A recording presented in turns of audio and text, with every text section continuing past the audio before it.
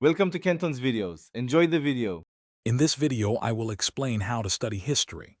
First, try to understand the motivations and consequences of historical events, rather than just memorizing dates. Next, build a simple timeline to visually track the order of major happenings. This helps connect different eras. Finally, identify the most influential people and their roles in shaping specific historical periods. This approach makes learning more engaging and memorable. Active learning is crucial for retaining historical information. Try discussing historical topics with friends or study groups. Explaining things out loud really helps. Even better, attempt to teach a concept to someone else.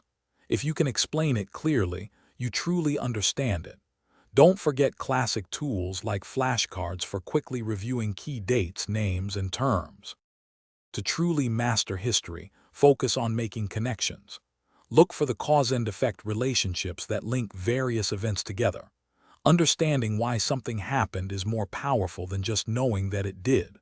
Also, compare and contrast similar historical movements across different cultures or time periods. Finally, try to relate past events to current global issues. This provides valuable perspective and makes history feel more relevant. Consistent review is essential for long-term retention.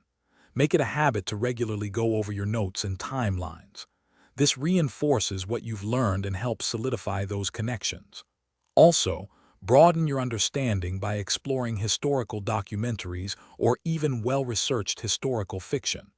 They offer different perspectives and can make history come alive. And hey, life's too short for a stinky car, so check the description for a link to little trees, black ice, and other great deals. Thanks for watching. Consider subscribing if we helped you.